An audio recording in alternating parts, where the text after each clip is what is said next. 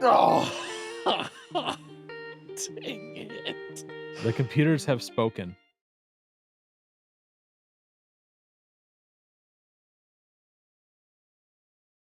Thank you for introducing the episode today, Aaron. What? The What? look on your face as you're sitting there going, "Wait, what's going on? What?" I thought you heard I thought there was a sound that again came from me just No. opening my mouth. I was like, did I do that? No, Like, no. Today we're joined once again with Mr. Johnson here. Aaron has joined me in his basement, or I have joined him in his in my basement. Yeah, basement. however you want to put that. I don't care. But we're doing another song analysis, and I enjoyed it last time. I got to pick the song for this time, so Well, no, woohoo. you didn't. Yeah, I No, did. you didn't. I gave you a No, you list gave and me you a selected, I picked it. but it was still a list that It I was curated. yes. Okay. My coworker did say he wished we would have picked Numb, but as the cards laid, we picked Breaking the Habit by Linkin Park instead. You picked from the You want list I I can't remember. curated. Yeah, I can't remember which one you wanted me to do though. Well, which one you would have picked. It was the military one. Yeah, Castle Glass. Yeah. Yeah, exactly. But anyways, we did Breaking the Habit. So Breaking the Habit is the fifth and final single from the Matoria album, which was released in 2003. On the track, this is the ninth song on the track. Why are you looking confused there and looking at your phone?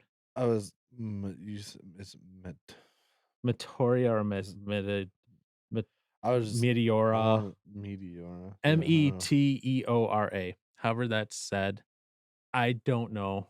Matoria is how I say it. If I say it wrong, then I say it wrong. Why?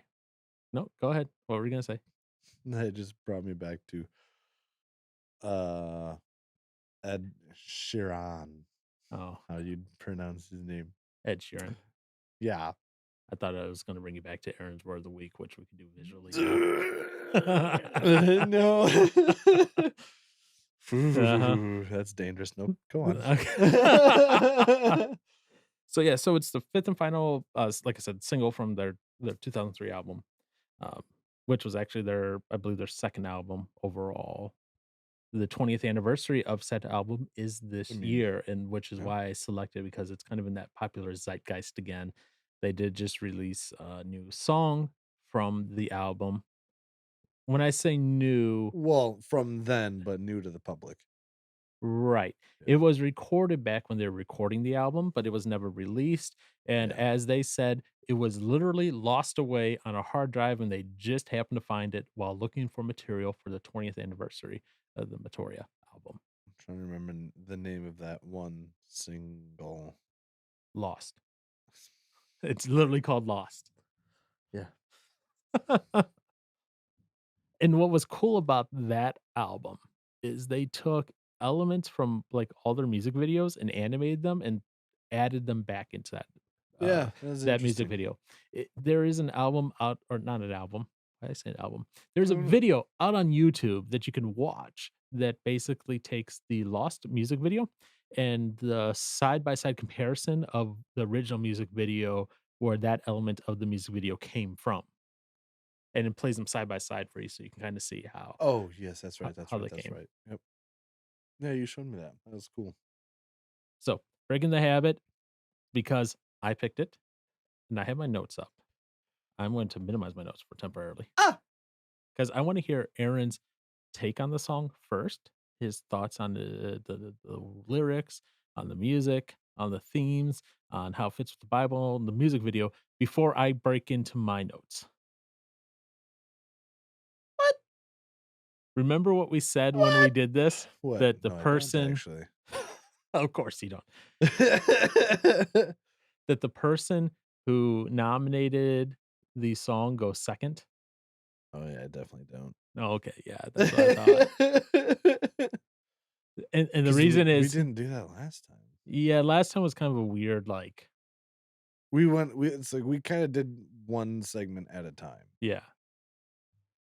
Which is And far we could do better. each segment at a time here. I'm saying, but for each segment, you go first. Oh, okay. So and the reason is I don't want to influence Aaron Oh, on jeez. his thoughts about The a only part of thing it. the only thing you will do is just build far beyond anything I say. All right.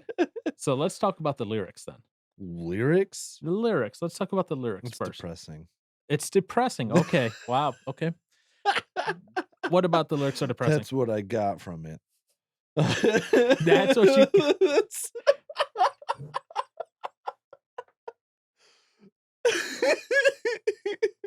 It's depressing lyrically, musically, and just everything. Okay. It's depressing. Got it. What about the lyrics are depressing? Oh gosh. Well, I mean, the verses. So first verse being it sounds really sad. So verse one being memories consume like opening the wound.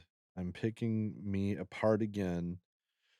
You all assume I'm safe here in my room unless I try to start again. Which I guess I was gonna ask you, I guess what does he mean by like trying unless I try to start again? So he's safe in his room unless he tries to start again? I guess start Well, no, he says, "You all assume you I'm all assume safe I'm here." safe here in my room unless I try to start again. Uh-huh.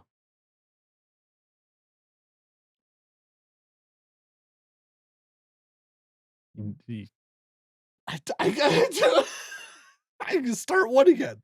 well, I what guess I have to look I mean, I guess, yeah, you have to use the rest of the whole song, I suppose. in a way, yes and no. Here's why Was I he s just trying to, like, say start at life again? Or, like, start to, what, move on, do something? Or is he talking about starting again as in hurting himself or something, like the bad habit? I would say bad habit. Okay. Because if you look at the rest of the song, the context of the rest of the song, Well, yeah, he because go he's breaking the habit. right, It's all but he about that. goes, "I don't know what's worth fighting for or why I have to scream. I don't know why I instigated what and say what I don't mean. I don't know why I got this way. I know it's not right, so I'm breaking the habit. I'm breaking the habit tonight." Beyond that, if you go through the rest of the song, it's not directly naming what said habit is. No, It's vague.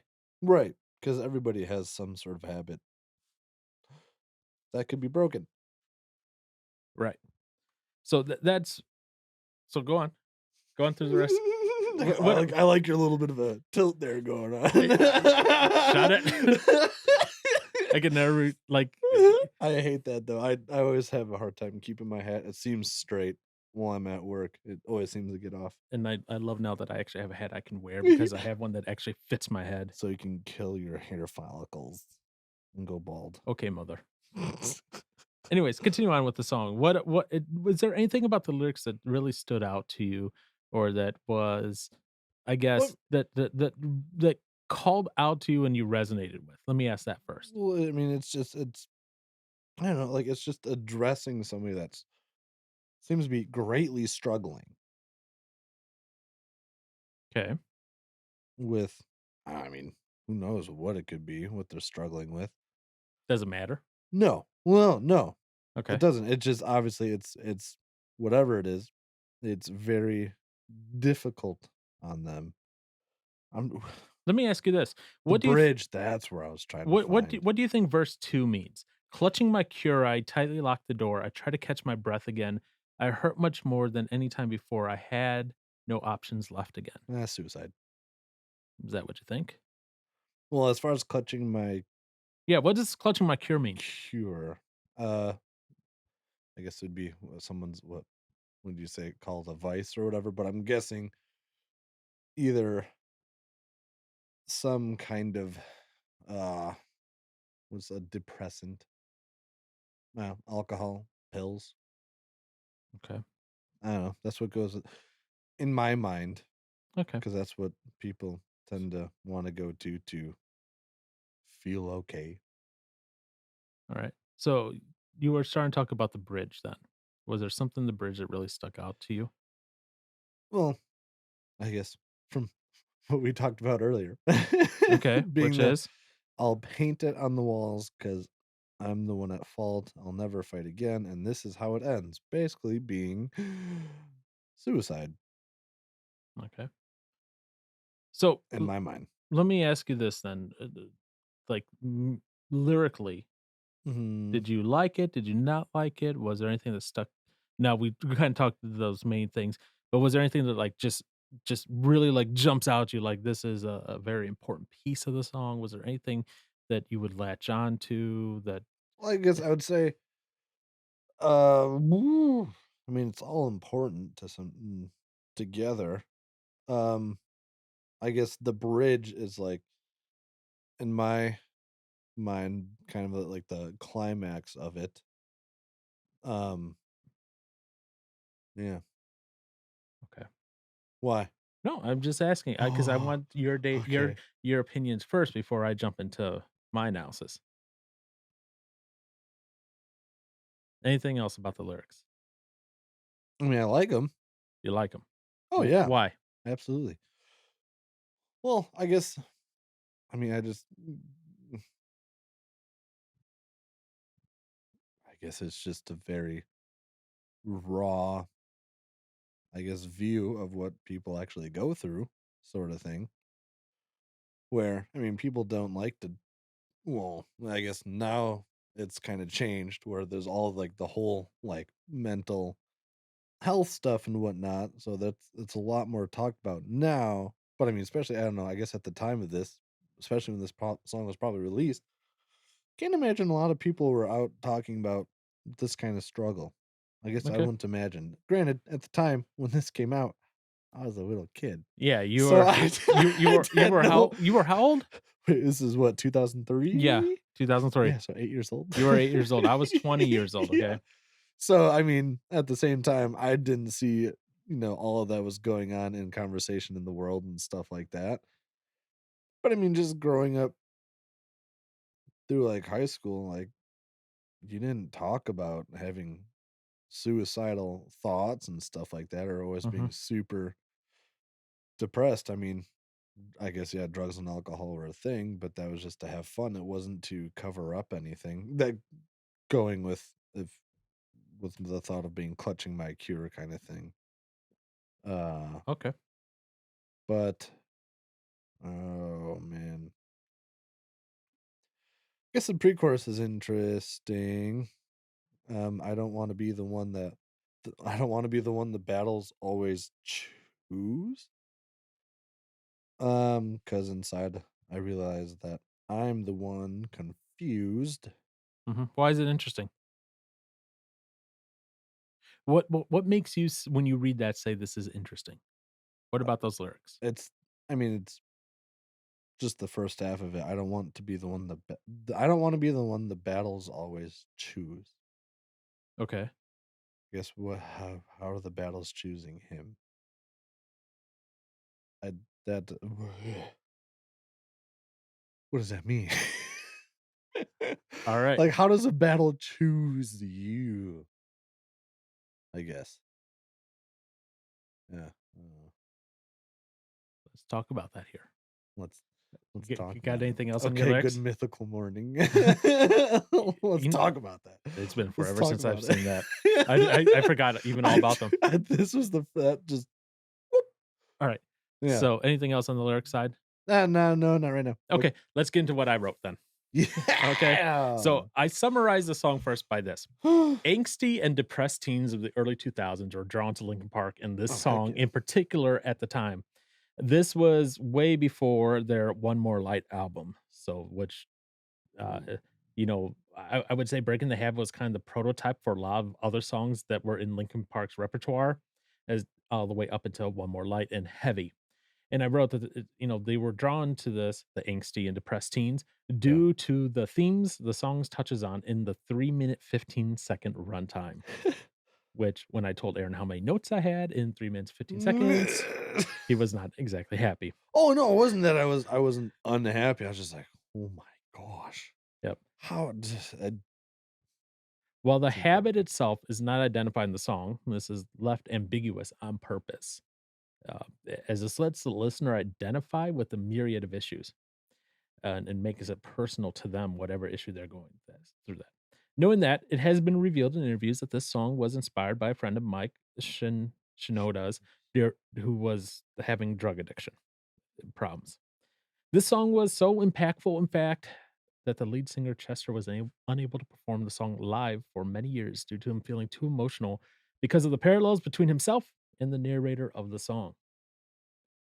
Now, I do have to admit right off the go, if I'm being honest, Linkin Park is one of my favorite bands. I enjoy most of their music. I have most of their albums on my playlist. Some of their later albums, I only have 1 or 2 songs, but at least I have some songs from their albums. Okay. Yeah.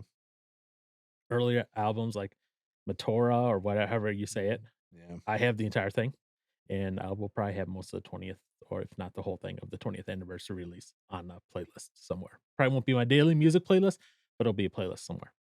So, Yeah. I'm curious as to for that whole 20th anniversary. I know there's a lot of live stuff. I wonder how many is like repeats of songs, oh, or is it all? they're all repeats. Oh, I have found all those live concerts on YouTube. oh, They're repeats, but they're, each one's slightly different because it's a different tour. okay, It's kinda cool. that's cool. Yeah, that's neat. Anyways, so lyrics, let's take a look at this. And Aaron, don't reveal my score that I wrote because I did write my score in parentheses at You- the top of each section. I didn't ask you for Oh, your score on the lyrics yet hey, yeah, okay. because I didn't even put that together. I was gonna come back to all the scoring at the end when we got through all the segments. So Yeah, don't let these influence you at all. Okay. too late. I'm just kidding. I'm kidding. So here's what I wrote when going through the lyrics. I wrote, in fact, if you read through the lyrics, I don't I must have had something else in my head at the time when I wrote. In fact, if you but essentially, if you read through the lyrics, you see the cry of pain from the very first line. Memories consume like opening the wound. It's picking me apart again. Now, right away, and you're gonna see this a lot here in this my analysis. I'm like, I can relate to this song in many different ways here. Okay. I can't tell you the number of times when I was younger, and before you say something, yes, Aaron, there's a lot of years where I can say that I was younger in, you know, there's a lot of those. Okay. Yeah. So you don't have to say anything. Okay. But there were a lot of times when I was younger where when I was dealing with my depression, I would be in my room or just in my car alone, letting the memories of things flood over me, uh, reliving each and every one, the good and the painful ones. But honestly, I always saw the pain in all those memories, even if they were quote unquote good ones, especially when going through depression. That's a qualifier there. Hmm. Okay. All right. And it felt like those memories, those things that either I was ashamed of, embarrassed of in that depressive state, those bad memories would just consume every waking thought, continuously bombarding me, continuously attacking me. And it felt like it was opening a wound over and over again and pouring salt right into that open wound that was forming inside my soul every single time. So I get that memories consume like opening the wound. It's picking me apart. It literally felt like being torn apart for me. Those wounds, losing my father at the age of 14, that caused a lot of emotional pain in my life. Definitely did. Um, that picking me apart again, I get that. It's just like anything that seemed to heal during the course of the year between depressive episodes, those memories would just literally destroy that healing that had been done and cause more damage instead. So Mm, so looking mm, at those first 2 lines, I'm like, "Yep, okay, I get it. boom. Cool, cool." And then the next 2 lines, we're not even through verse 1 yet, okay? "You all assume Mm. I'm safe here in my room unless I try to start again. Our rooms or in my case, like my apartment, as a teen or as an adult, our rooms, they're seen as our safe space, okay? Safe space. That's a place where people think we're gonna be safe, where we're not gonna try anything, where we can feel comforted, where we can feel safe. That's where our friends, families think that we're gonna be okay. In fact, if we're being honest, those can be some of the most dangerous places for someone in a depressive mood because you're isolating yourself away from everyone else. I am not saying a bedroom is a bad place to be. It is actually a good place to have somewhere to escape to once in a while. Sometimes you just need to get away from everyone and relax and decompress from things. But sometimes when again, I'm reading this song through the filter of depression because I that's how I associate with it, right? Mhm. Being in a room alone sometimes like that, where you're fully isolated, is so dangerous because one of the worst things you can do when you're depressed is isolate yourself from everyone else. And I did write in here, a and I should have said, "Aaron." It should say, "Aaron, I'm reading my own experiences into a song because art is subjective in a few ways, especially lyrics. So don't at me." I just read that now. That was meant for you, Aaron, Mr. Johnson. Uh, Yes. So, and we can get isolated, right? mhm. Um, and while sometimes, especially when depressed, sleep may seem like it is never enough, especially if we're isolating ourselves in our room and that, I hope you've never felt that where you felt like you can never get enough sleep because of depression and all that. It sucks. Do not recommend it. 0 out of 10. Do not visit again. Do not recommend. Uh, but that's how it is sometimes, right? And that inability to feel like you ever have enough sleep, it can keep you away from those who may care. It may even prevent you from being around people who may actually intervene if you try to do something stupid. And when I say something stupid, Yeah, I mean take your own life harm. in some Yeah. way. I'm not even saying just arm, Yeah. like cutting your I'm arm. just adding. Yeah. Yeah. We can, when we're away from the eyes of people like that, we could harm ourselves, whether it be with pills or a weapon or any of the other thing like that. So the main assumption that people have that, hey, you're in your room, you're safe, you're fine, you're great. That may be the least safe place for you. And in the case of the song, what I think is happening is he's saying, hey, you assume I'm safe in my room. And especially if you come at this with the thought of the person that inspired this was dealing with drug addiction. Yeah, you're assuming that they're safe in their room, but what if they have some drugs hidden in that room where they can start again? They can Yeah. start taking Okay. drugs again. Gotcha. Okay. Yeah. Yeah. So it's Yeah, it like, makes a lot more sense. yeah, it's like, oh, okay. You know, like I wrote in here, at least in the car, because there were times when I was my last major depressive episode where I would spend time in the car Yeah. uh, until I felt safe enough to go back in the house. Because at least in the car, people could see me from all around. In the Mhm. house, no one could see me. So if I I chose, guess, so if yeah. I chose to do something, Yeah. at least in the car, people would see, maybe intervene. But at the same time, I also knew I could be seen in the car, so it stopped me from doing something stupid, if that makes sense. I know now, looking back at it, it doesn't always make the most sense, Well, right. but in that Yeah, moment, it seemed to make the most sense. Okay. which is good. Now we get back to the pre chorus. What you said was interesting. Notice I'm breaking up every 2 lines, paragraph, 2 lines, paragraph, because that's how I do That's it. just how you Okay. yeah. And I talk about this here. I go, because the pre-chorus is, I don't want to be the one the battles always choose, because inside I realize that I'm the one confused. First off, beautiful rhyming, beautiful. Chef's kiss, chef's kiss. Yeah. Why are you going? Yeah. It was good, right? Yeah. Okay. But what I wrote was this. I wrote, "Oof." Have Hits. you've heard that, on social media, the video, like, the kid going, "Oof, oof, oof." Yeah. I need that. Like, Yeah. that's what I mean. When I say "oof," I mean that. Yeah. "Oof, this hits hard." Yep. And I write in here, I remember my last major depressive episode. I didn't say my last major depressive episode, that Yeah. was end of 2017, start of February 2018. This phrase leaving my mouth, going through my head all the time. And this phrase was, I'm so tired of fighting and I don't want to fight anymore. Now, this is a warning signal for those around me. And if I had been honest and shared that with all of you at the time, I don't think I did for longest time share that phrase with really anyone. It took me a while before I did, if I ever did. I'm you kinda trying to get the timeline on this, but I do remember driving with you in my truck, and I was so, like I was in love with this one song, um, by Third Day. Oh, it was Rise Up, Okay. and there's, like,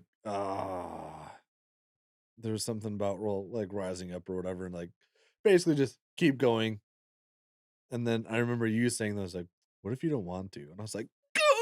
I was like, "Oh, no." And I was like, "Oh gosh." Yeah, at the time, I was just like, "Holy crap." I was like, at least in the head, I was just like, "Oh, no, no, no, no, no." But, yeah, I think that was probably the closest that comment ever was said. Yeah, it might have been to you the closest I got to saying it. Yeah, I think to Andy, I did say that phrase at one point, but that it was after that even still. yeah. Yeah, it was So yeah. it took me a while to even say it. Yes. I freely admit that, okay? But that phrase of I don't want to be the one the battles always choose. There's no logical reason for that where you feel like you're chosen to fight, but it felt like for whatever reason, God in this weird, crazy, cosmic way was The going, "Hey, guess universe. what? Hey, you get to fight the next thing. I don't care. Fight, Fight the fight, next fight, thing. whatever that next thing is." And when you're going through depressive disorder, it doesn't matter what it is. It just feels like every day, every minute is a new fight over something. Yeah. It's a fight to get out of bed. It's a fight to take a shower. It's a fight to live. It's a fight to go to work. Well, It's a fight to yes. fake a smile. It's a fight to do all of that. It's a Yeah. fight to stay alive. And it feels like every day it's like you just kinda got that little rubber stamp on you. Hey, guess what? You get to do this fight. Congratulations. Get ready for the next one. Yep. And it feels confusing at the time. It feels like every day is just a battle to live through it. And it was Mm, draining. I mean, to some degree it is, but yeah. Yeah. Then it continues. I don't know what's worth fighting for or why I have to scream. I don't know why I instigate and say what I don't mean. Now, if you read that under the context of a drug addicted person, Mhm. you know, at that point you could kind of see like, man, how the drug has kind of like taken hold and you get that. I don't Yeah. know what's worth fighting for or why I have to scream. You know, if you have something that where your body is just screaming out for it, you can't have it. You're like, why am I fighting for this? What's going on? But of course, guess what I did? I wrote about this through depressive, filter. Happy Depression Day. Yeah. There's a way to think about it, Aaron. And I wrote this is what I wrote. I said, "When you are in an altered mental state, sometimes it doesn't seem clear why the heck we continue to fight for things we thought we wanted. The things that in our sober and clear mind seem so clear as worthwhile goal in a state of mental confusion due to depression, drug addiction, etc., seem like the things that are no longer worthwhile to pursue and seem like they are not worth that fight anymore." I often ask myself when I was going through my depression, why do I keep fighting to stay alive? Why do I try to stay alive? Why do I care about staying alive? And I'm sure that someone going through a drug addiction is probably asking the same thing at times. You know, Oh, yeah. I can honestly say I never had those cravings of a drug addict. Thankfully, I've never done anything to, where I've been that, except maybe caffeine. But that's a far different thing from like someone addicted to heroin or alcohol, where Oh, they are yeah. physically dependent upon that drug, right? Mhm. And their body is just craving it for so strongly. But I can easily see that, that cry, that pain through these lyrics. In fact, all the lyrics up to this point can easily, and as we know, it's inspired by someone going through drug addiction, relate to someone addicted to drugs. This is why I think not specifically naming the thing, the habit, causing the pain and confusion in the song makes it so much more relatable Right. for people. They're able to take their own experiences into the song. The next line, I don't know how I got this way. I know it's not all right. This is that lament that even as a drug addict, they go, I don't know how I got here. What's the path that I did? And a lot of people, and you hear this for people who have been addicted to drugs that I've talked to, Yeah. they go, it started out as just fun. It started out as this, it started out as that, whatever it Right. was, an escape, a relaxation, whatever. Yeah. And they're like, how did I get here? Because that Becomes addiction doesn't seem to be reality at times because they're just chasing that high.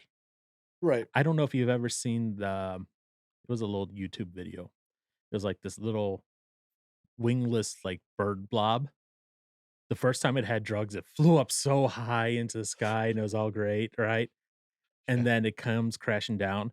And so it tries the drugs again, but it doesn't get up as high again. So it keeps trying and it doesn't go up as high and it just keeps and Oh, eventually it gets all dirty and bruised and sore and hurt. but that's just when you gotta try a new one. Really, Johnson? I mean, that's what happens. I mean, alright, and this is just alright. This made me think of, that show Euphoria a little Okay. bit because I mean, that the one of the main characters, the chick or whatever, is, like, a drug addict, and she ends up going to, like, AA meeting kinda stuff and whatnot, or some drugs, um, I guess I don't know the name for it, but yeah, a meeting for people that are struggling to get over drug addiction and stuff like that. Yes. And, like, I remember, um, with the line, "I don't know why I instigate and say things I don't mean," because at one point, sorry, spoilers if anybody's watching that or I don't know, whatever, it's from the I haven't even watched the first whole season, but Future me, throw up the spoiler warning tag. spoiler! Anywho, um, she goes for more drugs from her friend. And at this point, he's like, "No, like, that's it. I'm done." Mhm. Because he sees that it's obviously destroying her, and he knows that that's what drugs do. Um, so she's going off, she's yelling at him, saying how she hates him, all this other stuff. But then, I mean, later on, afterwards, sometime afterwards, she apologizes, kind of thing, and whatever, they make that right. But I mean, it just goes from one after another type of drug, and then you just look for that next one to give you that, I guess, high feeling again. And but then, yeah, as you say, you get so far, and it's just like, oh, okay, and it just gets less and less. And you're just trying to take it just to feel normal again, and now you're just. Blech.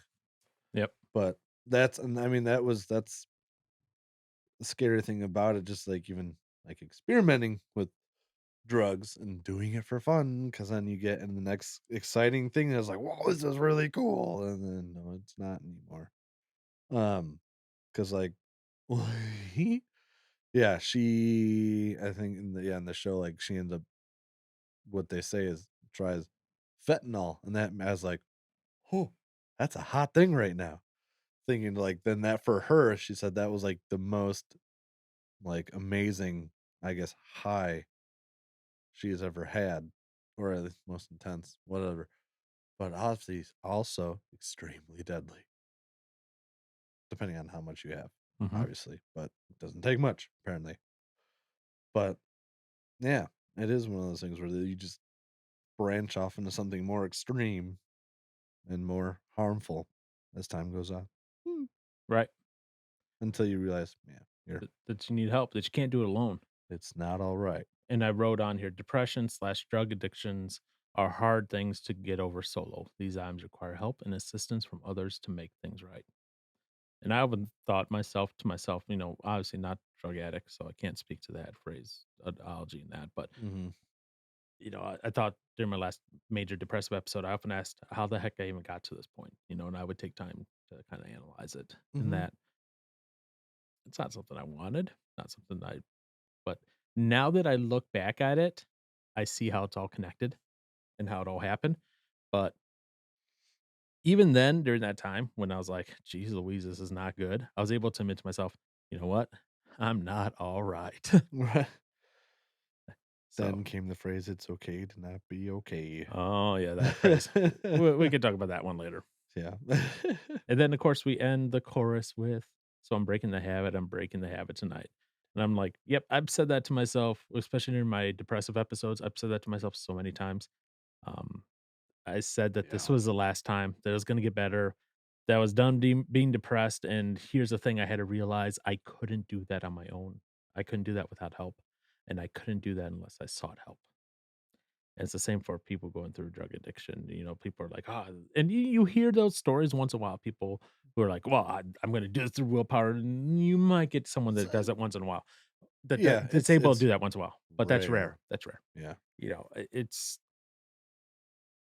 good to say that you're committed to getting better, but it's hard to do that. But you need that commitment to get better, especially when you reach out for help in that.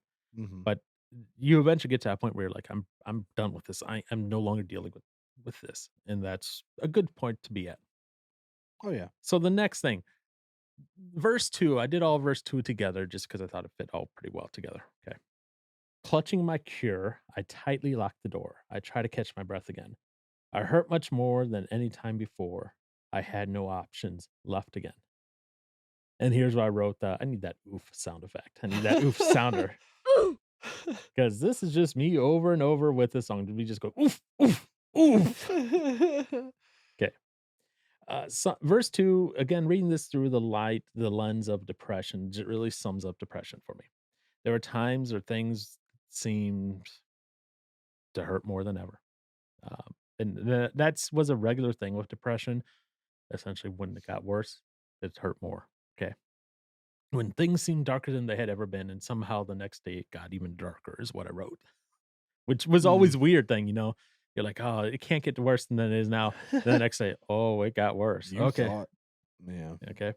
And I wrote, I would use a lot of things as my cure for the temporary time being, knowing that the cure was not a permanent solution, but a temporary patch to fix the immediate pain that I was facing mentally. It was a cure as far as my brain and emotions were concerned. This cure included food, alcohol, socially and alone. And I even wrote to the point that one time Larissa asked if I Mhm. was okay because of how fast I was going through the drinks one night, which was out of ordinary for Mhm. me.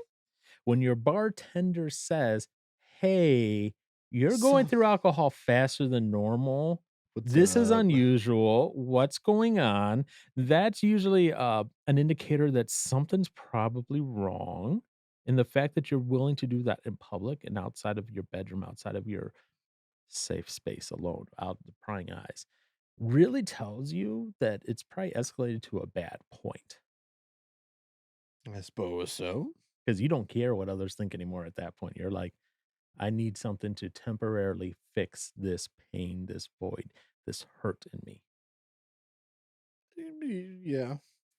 Yeah. I'm just talking from my own experience, Well, okay? no, yeah. I'm not talking I'm I'm generalities. just trying to think of I mean, obviously, thankfully, Larissa did care or notice, Yeah. say, shoot, depending on the people in there, they'd be like, all right, keep going. But, Yeah, I you know. know, I know, but trust me. Looking back on now, I'm like, yeah, I know. I can from definitely. especially with people that don't know you, obviously, Yeah. then with her kind of knowing us, She that kind was good for her to be able to pick up on she that. was kinda like, "Hey, what the heck?" This is different. What's going Yeah. on? Yeah. Other things I used as my temporary cures, pornography. Um, at one point, I know I did consider cutting. Thankfully, I didn't, but I know that that was one of the things that I thought about, like, because for me, getting rid of that. Yeah, I did right here. I did do other things such as, like, pinching myself, biting myself on the cheeks, etcetera. It distracted from that mental pain with Hmm, some physical pain, which is why I considered cutting even at hmm, some point. Thankfully, I didn't, but I know that that is a very valid thing that a lot of people with depression do. So it's those things that you look for as the temporary cures for that, whatever that issue is going on. hmm. You know, for whatever the drug addiction is, there might be things that are temporary cures. Maybe that's another hit of the drug. Maybe that's, whatever. Okay. Is sorry, this is totally random, Yeah. but for like the biting my cheeks thing. Uh huh. So that's It's you. Some people do it normally. Okay, yeah. just out of whatever habit. Okay. This was a little extreme. Right. So Yeah. this was intentionally doing it, not just like Well, absentmindedly doing it. oh no, I mean, because like I guess yeah, I definitely do quite a bit I mean, out of there's some. out of habit. Yeah, there are some people who do it out of habit, right? Right. And they just, like, absentmindedly, that's why I said absentmindedly, out of habit, do it. But me, I was intentionally, like, moving my cheek between the teeth, intentionally. Yeah. I guess I am too. Some a lot of the Yeah, time. but like as you said, out of habit, right? Mhm, It's not that you're really thinking about it, you just kinda do it out of habit. You just I like guess. me, I was, like, literally, like, going like this, like, I would then go I mean, I do that and sometimes too. and bite on it Yeah.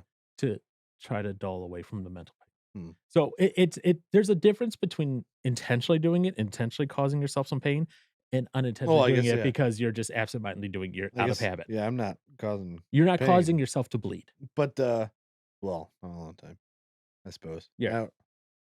But, no, I guess I just wondered about that because I was like, "Shoot," like, going to the dentist and stuff like that, like, they'll make note on, "Oh, this person is biting their cheeks," or whatever. They're I not was like, "Is that?" I was like, "That doesn't have to do with depression, does it?" they're Like, they're not thinking about that. no, they're probably not thinking Okay. about that, they're probably thinking about for other things. Okay, because I was just like, I just thought of I was like, "Shoot," I was like, "If, like, do people with the depression do that?" I was like, "I wonder if I that's something they, like, try to pay attention to and be like, I don't know if that's "Mm, something that's necessarily a common thing that gotta go talk to my dentist." I just know for me that that was something I tried to do Yeah, to dull the mental pain. yeah, okay. So, okay. No, I just thought that was like, interesting." Okay. So, the one line in here, "I tightly locked the door," right? The line, "tight lock the door." To me, how I'm reading that, it means doing whatever the cure was in secret because Yeah, you don't want anyone knowing. right, 'cause I wrote, "Because at least in my case, I knew that for the most part, these cures were not something that was good." Right. That's what I wrote. Yep. If it was good, I would not be ashamed to do it in public. There's a Mhm, difference between self-soothing when going through a crisis moment and doing something that is destructive. mhm, 2 completely different things. And when you self-soothe when going through a crisis moment, it is meant to be a temporary and eventually things return to normal. What I was doing, it never returned back to normal. That's why it was kind of also self-soothing. You should never hurt, cause yourself physical pain to try to get rid of mental pain. That's not a self-soothing thing, okay? And then the lines, "I tried to catch my breath again," AKA just trying to live, just trying to feel like normal, getting back to normal. mhm. But this line here, "I had no options left again," because it was either the cure or death for me, what I'm saying back then. It was Mhm, either the cure, the alcohol, the food, the pornography, mhm. the whatever, or it was I was going to swallow pills. Okay. Yeah. That's again, I read this whole song through my own lens, so Mhm. yeah. Yeah, sorry. Very, downer episode. I get that. The Yeah. I mean, at the beginning, I mean, it was already known that the song is a depressing song. Yep. Now, so they repeat the pre-chorus and the chorus a few times. The last chunk of new lyrics is the bridge. "I'll paint it on the walls because 'cause Mhm. I'm the one at fault. I'll never fight again, and this is how it ends."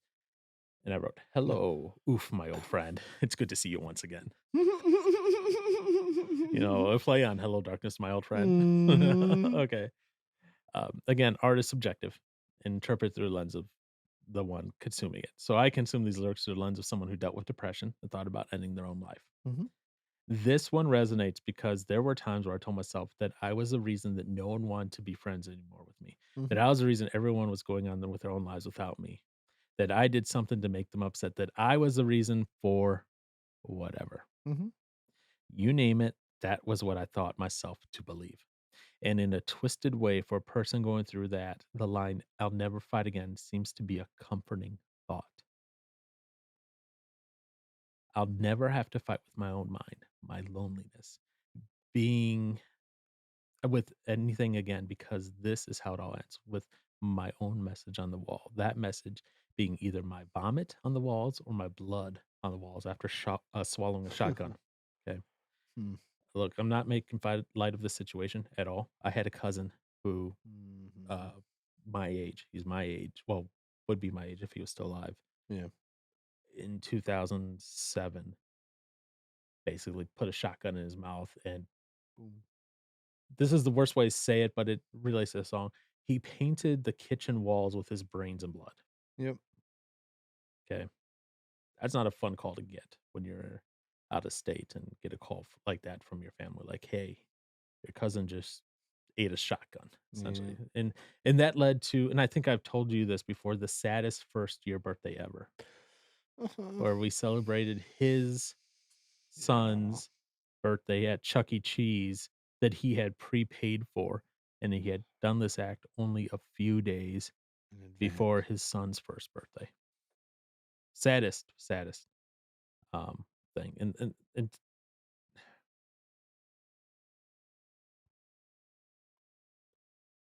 that had to be the most gruesome thing for my aunt, my uncle to walk into and see their own son's brains against the wall. And unfortunately, that was the only message that any of us got that he was dealing with stuff like this. Mhm. No one knew about anything else. And I get it. Depression is a hard thing to talk about. And especially for guys, guys don't want to open up. Guys aren't the I'm going to be emotional now and that type of thing. Okay. Girls, you give them like a glass of water and they start crying over how it reminds them of their ex-boyfriend from like 10 years ago, even though Oh they're married now. gosh. For some, yes. Thankfully not for all. I know. Oh. So what I wrote was that in the end, this song seemed to be a prototype for a lot of the art songs throughout the life of Linkin Park, culminating in Heavy on One More Light. Chester was a man that faced his own demons of depression, and as we are aware, he did succumb to these demons and took his own life in July of 2017 at the age of 41 years old, which is really, when I Mm. think about it, I'm turning 40 this year, and Mhm. I'm like, wow, yeah, that's a warning that I still have to keep vigilant on it. I can't just sit on my laurels, so to speak, on it. It's one of those things I still have to be vigilant and challenge, I guess, to you, Mr. Johnson, as well. You still have to be vigilant on my behalf for me to Okay. make sure that I'm not doing like you don't start seeing patterns in me that Mhm. are like, hey, warning, warning, warning, danger, Will Robinson, danger. I was looking for the box you got from festivals, like, "That's the first time I've seen you buy alcohol in a long time." Hmm. Fair enough. But you notice I haven't like drunk a No. chunk of time. See, I've only took a sip of my I know. one. Good job. Wow. And the last thing I wrote, I wrote in the lyrics section was this: "Once you have been through the valley of depression, it's a thing to keep an eye on, as it can crop back up without much warning, and is Mhm. something that I do keep an eye on to this day." And this song, I think, is a warning to keep an eye on that, but at the same time, it's also a warning of what happens when someone's dealing with those issues, that they cannot be alone, because otherwise, that bridge will come true of "I'll paint it on the walls." Yep. And what you paint on the walls may be your final act ever. Yeah, depending yeah, if it's not cotton time, Yeah. depending on what the route is. Yep. So, those are the lyrics, as depressing as they were. Yeah. Oh, yeah, no, it's a heavy song. All right, let's talk He's about got a lot of heavy stuff. that's what I said, this is kinda like that prototype song Yeah, that a lot of other songs draw from. right. Now, let's talk about something a little bit happier then. The musicality of it. What'd you think? Depressing. Really? You thought the musicality was depressing? So it was a faster song. Okay. Um, Did anything stand out to you about the song? Anything in let me ask this, was there anything in particular about the song that you liked musically? Not lyrically, musically. he was an actual band. If we're comparing this to the first, reaction song we Oh, chose. okay. Okay, an actual band. We Anything have else that you were drums and guitar and distortion and um, I mean, it's a I don't know, there's not a whole lot going on. right, It's a simplistic song for the most part. I one mean, it's got its main little guitar riff going on there. Um, I mean, yeah, this song is definitely focused on the vocals. mhm, That's the biggest takeaway in this song. I mean, the drums don't do anything crazy. I mean, yeah, as far as instrumentation goes, it's pretty simple as far as I like listening to it. Um, but good. It's catchy. It's like I said, it's more faster paced. So it's exciting in that aspect. Um, kind of peppy, just like fun to bop to, Kind of which is all right. fun to bop to? Yeah, man. It's What like, are you a I say, what are you, a teeny bopper now? yeah. No, no. I like bopping to the music. Yeah. Um, but yeah, it's one of the, it's kind of funny because it's also it's not like a just straight up like happy sounding tune Right, because it's funny. I was just having a conversation with a coworker again the other day was how it's like you have these songs that are so upbeat and like fun kind of songs, but then the lyrics are just like so. In a sense, I was like, it's kind of there, but it's not because it does have some sort of more. I don't know, do a mashup of Delirious's happy song, the instrumentation with the lyrics of this song. don't even know what that is. Oh wait, Play is it the I'm happy? Is it the I'll play for you later, doesn't matter. It's okay. like I could um, later. Doom da boo boo No, doo doo doo later, doo doo doo. later. Okay. Can't do it due to copyright reasons right now. That makes sense. Stupid. Um, yeah, I there's nothing I guess, yeah, there's nothing that's like super standoutish about it. Okay. I mean, it is the vocals, which I guess that's part of the I mean, the voice is an instrument. Yeah, and Chester Um, carries it. oh my gosh. Yeah, Chester Chester and Mike make a was very good music duo vocally, but yes. Chester was what carried Linkin Park. Oh yeah. Yeah, that was the thing I loved about I mean, man, he just he did have a voice. Yep. Um, especially when you'd get to like that part where he's like it's like borderline like he's screaming something, but he's still hitting a note, but it's got like that raspier like toughness to it where it's kind of grainy almost. I just oh man. I yeah, when he would get into the spots like that, which would be the bridge in this song, Right. where he really hits that. Okay. And he's just in a high, well, I suppose for dudes in a high like register, I suppose. I don't know. I guess I don't know what to classify a high register for a male is, but I would say he's got one. Mm, um, yeah. Okay. yeah. So what I wrote here is, was this: I'm a sucker for something that's a blend of music styles, and I am. I admit it, fully am. I'm a fan of rock with horns, jazz, or band that incorporates Ska orchestra, boy. etc. Yeah. Hey, hey. I am. Call me what you want, make it an insult. Ska boy, here I am. I Dude, want to change all my online names to Ska Ska boy boy. 83. Oh gosh. That's my new Tarkov name. Ska boy. Ska No, boy 83.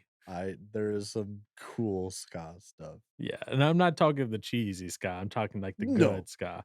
But even then, I'm a fan of not just ska in general, because ska is no. its own style. I'm a style of, like, the rock with the horns still in that, which is kinda cool. Right. Like Uh, Chicago?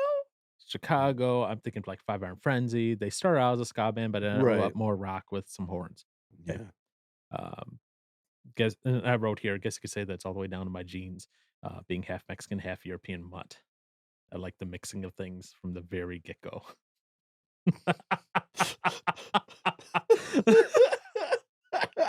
Solid. Hey, fair. And I wrote, so that for me, this blend of early 2000s rock with electronica hit the right spot for me from the very start. Yes, it's a little more what do you like? I'm just playing like trying to play the song in my head, thinking of the So, electronica like, the parts of it. keys and, like, the scratching of the record table and all that, that's a little bit of electronica that's in there. I feel It's a something. very little bit. But here's the thing, yeah, it's simple, like you said, Mhm. but way more complex than Sam Smith's Unholy. It's not just Oh my boom, gosh, dunk, it's not boom, dunk. just that. There's a lot more than that to it. But yes. And I wrote, "Between the 2, it's night and day musically.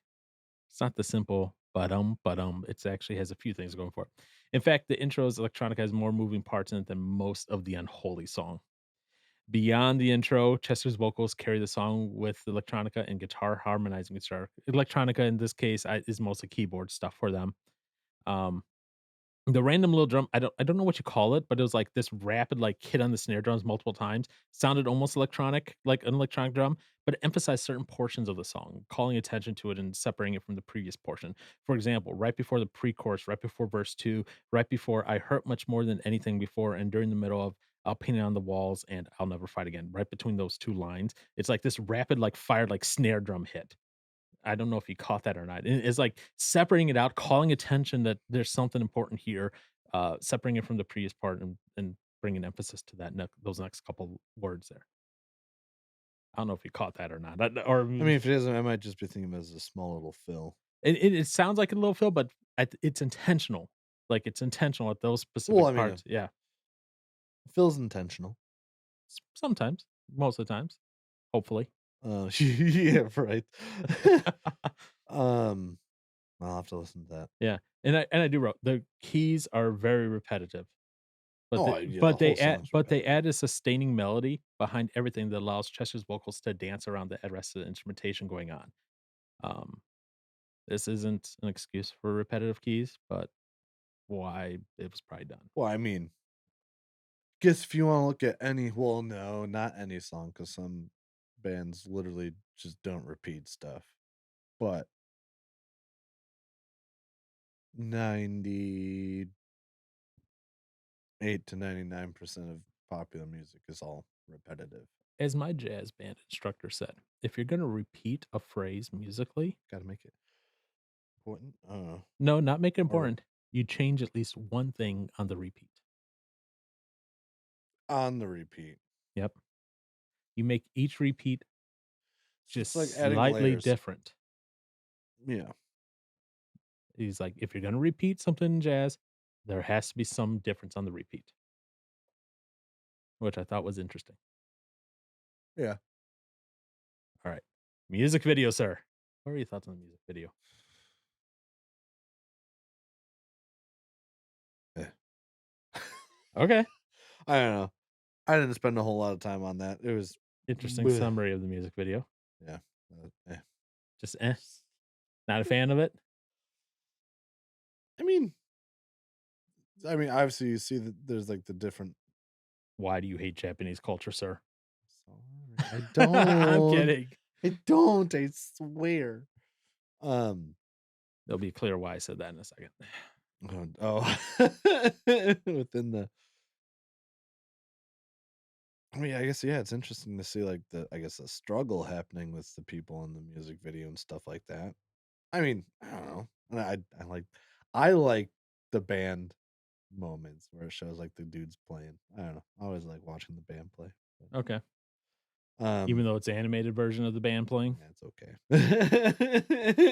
It's okay. Fair enough. It's fine. Um, nah, I don't really have a whole lot on the whole Not the music video? video, Oh, no. well, as I have, like, a whole page. I know, I see you got plenty. Okay. Hot diggity. So, let me ask this then. Did you enjoy the music video, not enjoy I it, or mean, you yeah, could no, live it's without it? I'm I'm very easy to please. I know. Salesmen So, love you. yeah, I know. No, like, I would definitely continuously I would go out of my way to keep watch it again, Okay. sort of thing. Like, if I'm hopping on the YouTube, say, "Oh, I wanna listen to this song," like, I will intentionally play the music video one. Okay. I'm just going to, add in my disclaimer here. In total, I reviewed and watched this video, I think, close to 30 times. Disclaimer here. Sam Smith was like 20 sometimes. Just FYI. Just FYI. You watched it that many times? Just FYI. I'm sorry. That's Okay. rough. I probably watched it 7 to 10 times? Yeah. So I don't go into any of this half hearted. I go in full bore. I lost track of the number of times I watched or not watched, listened to the song. Oh, yeah, just Of putting on course, I've listened repeat. to the song all the time because it's on my daily Right. playlist. Spoiler alert for later. Um, anyways, what I wrote about this music video, you can see it's has a anime inspiration to it right from the get go, right from the opening scene, right from the opening first note. In fact, if you look closely at the police tape early on in the video, you could see letters which are not English. I don't know exactly what language, if they are Japanese or not, but they are one of those languages that uses a symbol like Japanese. I hope that doesn't sound racist. I'm sorry, Amy, if it does. It's not your fault you don't know the language.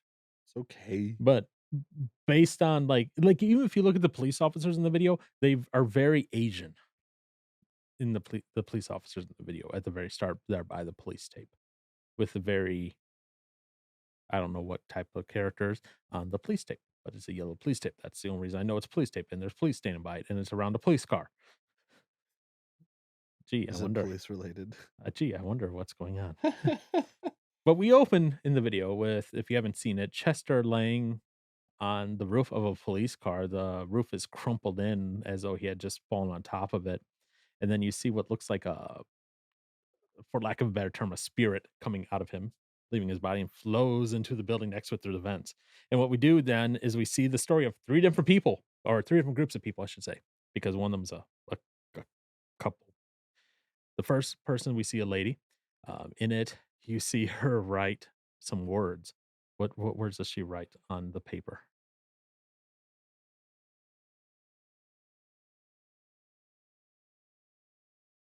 She This is writes just by or no, she writes, "I'm worthless." oh, She writes on the paper, right? And then what you see is you see in the room where she's at a broken mirror in front of her, and she picks up one of the shards of glass from the broken mirror. You see her hold it to her arm, and all of a sudden you see blood just yeah, sliding down, which indicates she either cut her hand or cut her wrist, probably indicating she cut her wrist, probably is going to kill herself. And the next thing you see is yeah, that "I'm worthless" letter, her hand go across it, slide down it with blood just sliding over the "I'm worthless" yeah. on She it. went All right. with the tracks. Yeah. So that's what we see there. It then moves on to the next person, which is a drug addict. You see him kind of like wrestling with his own demons, wrestling with that addiction, wrestling with wanting to do the drugs, and you kind of see some of that going on. But what I liked and I thought was interesting because the Sam Smith video did the same thing. Where at the beginning of the Sam Smith video of Unholy, remember the guy, like there's those It was flashes of red where he's thinking about what he's going to do, what his desire is to do. yeah. This guy was doing the same thing with the drugs. It was those red flashes of his desire of what he wanted there.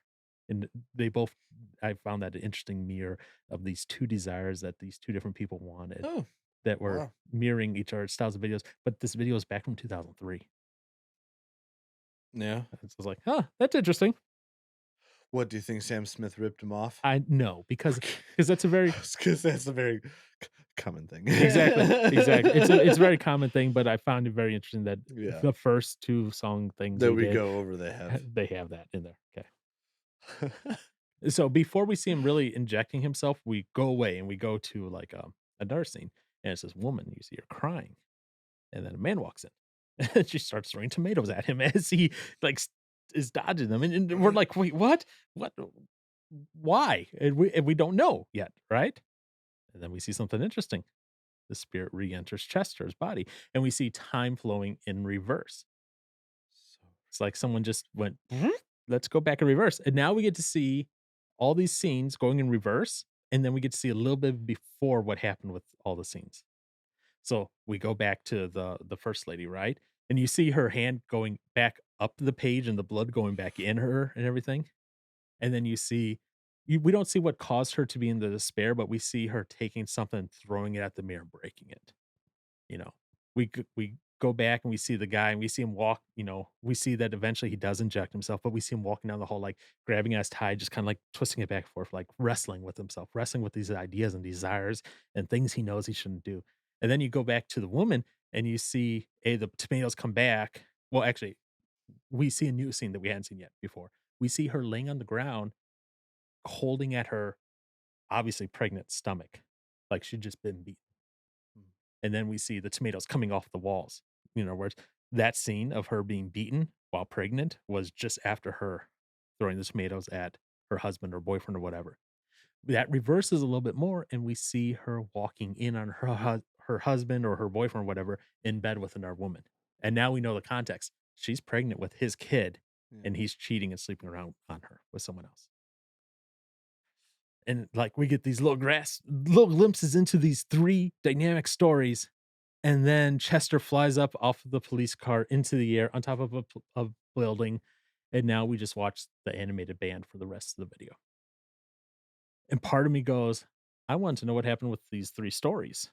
I don't care Like about you the 3 jumping up on I don't care about you all jumping around on this building.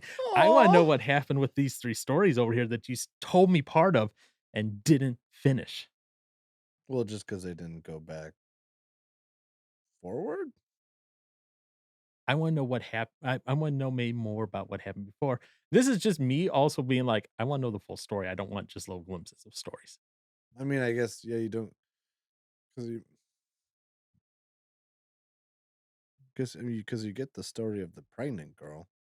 Yeah, you get a little bit. You get hers is the Is most the most complete. you get, yeah. Yeah, the others, you're like, I wanna know. And I wrote on here, it takes the very dramatic start of the video, makes it a dull ending. But I did say, but to be fair, To be fair. it would be hard to match the energy all the way through of that and make it dramatic all the way through. Stylistically, I liked it, Yeah. but I'll reserve my rating for it for the end here. So actually, let me ask you this. The last thing then, relating to the Bible, biblically accurate thing. You knew that answer was coming. That question was coming, not that answer. Yeah. That question. Um, I guess how to relate it to the Bible. Yeah. How? How well does it? Hmm. This is actually probably the shortest segment I wrote for all of this. What are the 'Cause notes it's for this? I mean, it's nothing. I don't know. There's not a whole lot there, I suppose. Okay. Um, I guess yeah, All right. Not a whole lot there. there's not. I mean, Okay. no. No, that's fair. You don't need to do a like an in-depth analysis. But my question then is on a scale of 1 to 5, Yeah, how well does it relate? to the Bible. Yeah. I mean, I mean, it doesn't. But how? This is gonna be just like that unholy thing. Goodness, because there's obviously all sorts of struggle in the Bible. I mean, Yeah. there's depression and I mean suicide and all sorts of stuff in the Bible too. So I mean, that stuff is in the Bible. Very much so. But how well does it relate? Notice I hid my notes so you can't cheat. It's not touchable. Um, I'll just pull it up on my phone. I probably can't even do that. Maybe I can. I You don't know. actually probably I could. could. But anyways, Um, I,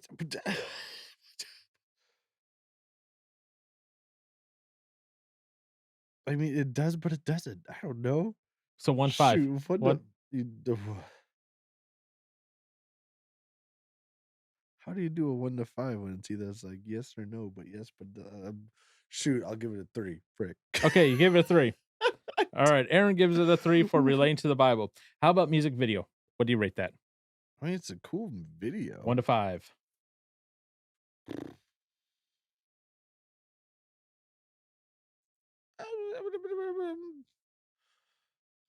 Go to the middle of the road and do 3. Okay.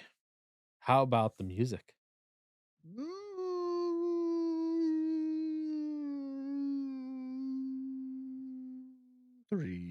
Three and a half, 4, 3.5, 4. Pick a whole number. Cause like it's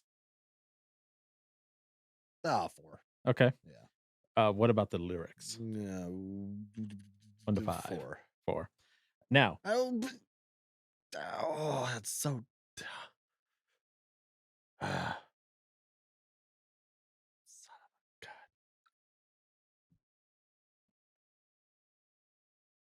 are you sticking with 4?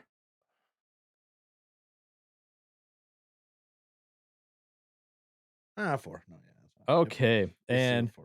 the last question. Hmm. Will this song make it Oh, of onto one? course. Okay, Without hesitation. interesting. What? So, no, Wait. no, just interesting. Wait, You it is just like a playlist to listen to again, right? you That was score gonna you be the whole score question. you scored this higher than I did. I no surprise. I did unholy higher than you did too, so. Well, yeah, unholy, but, so here's what I wrote for relating to the Bible. I said, "This song shows the depravity and depths one goes through in a depressive or addictive state. Mhm. While this does nothing to really align with the Bible, it also doesn't offer any hope, which would increase the score. Instead, it just talks that there is a problem and how one feels about through the problem, depression/addiction. While I would love to give it a higher score, I can't. It aligns with the Bible so far as it says there's a problem, there's something wrong, but doesn't give anything else to go with. For that reason, I have to give it a 2." I mean, I don't know. I mean, it doesn't really give much of a solution other than just breaking a habit, You're but right. That's what I'm saying. There's no solution given that other than this is song is just saying there's a problem there. So that's what I mm. said. Because of that, I have to give it a 2. I'm not giving it a 3. I'm giving it a 2. Okay. For the music video, I But said, isn't that a solution? is it? Is it? I guess you have to break a habit. But is that the solution?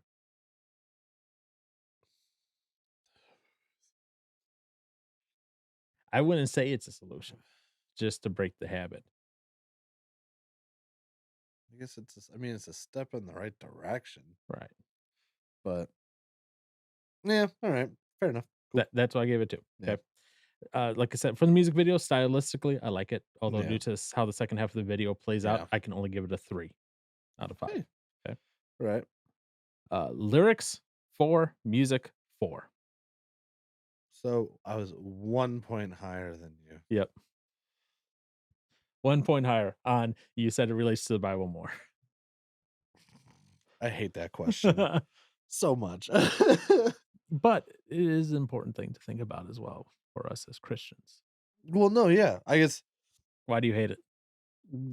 because it's like, well, I mean, in a sense, it does, but does it have everything Well, no. from the Bible in there? No, No, it nothing ever will. But not true. how well does it align with biblical standards? Things can align with biblical standards without having everything that's in the Bible But in that it. wasn't the question.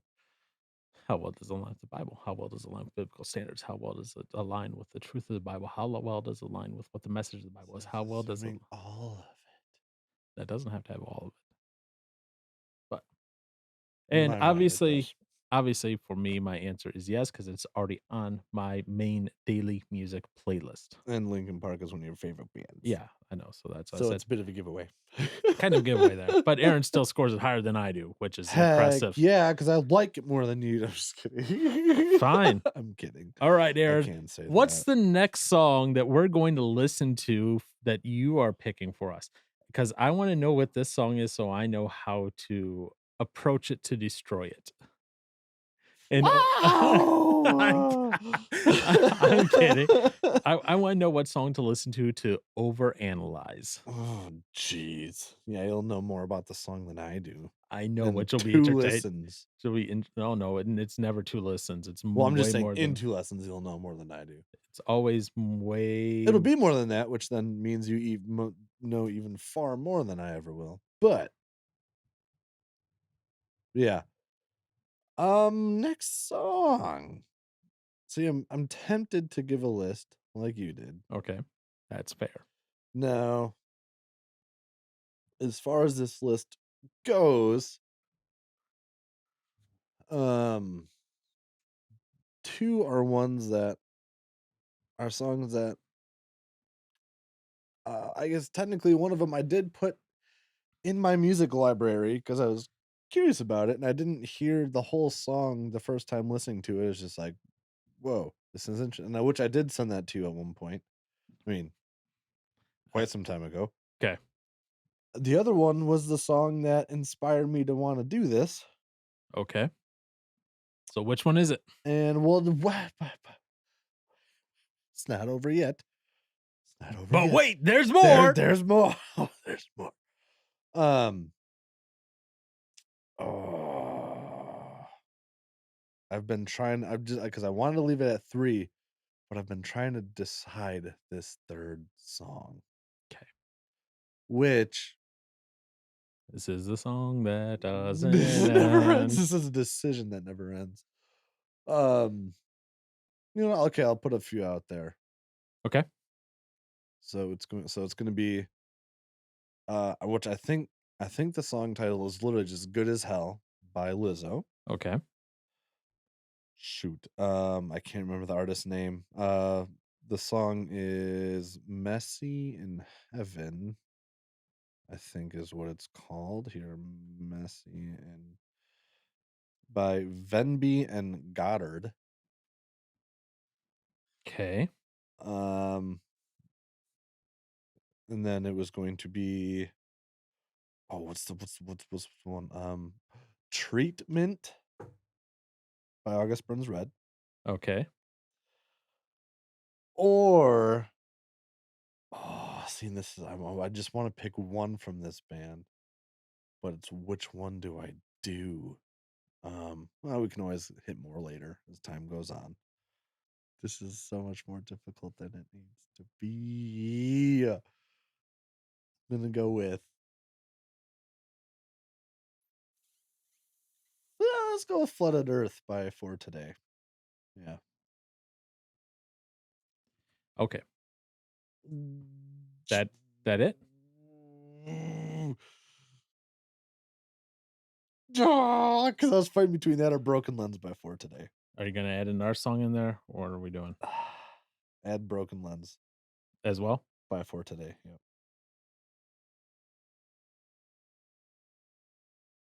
So that's one, two, three, four, 5. 5 potential songs that you are bringing Mhm. to the table here. Yep.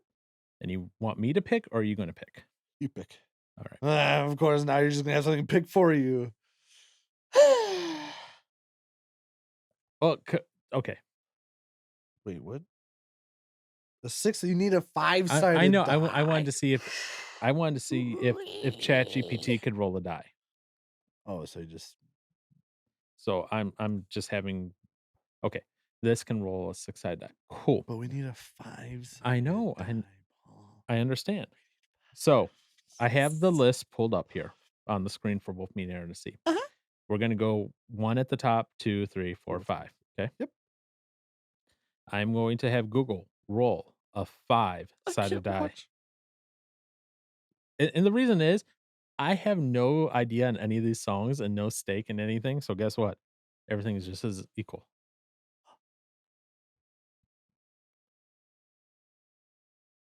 Oh! Dang it. The computers have spoken. "Messy in Heaven" by Venvian Goddard. Messy in Heaven is the next song that we'll be doing. And Dang it. why are you saying dang it? I don't know. I have a feeling this is gonna be a song that I This is one I will rate low. 100%. This is probably this is gonna be the lowest one. good to know. Yeah.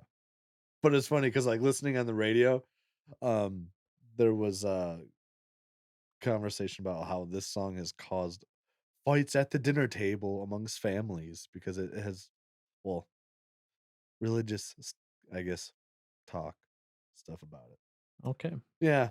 So it's already a song I don't like, and I wouldn't have in my playlist, so boom, there's that answer. But, yeah.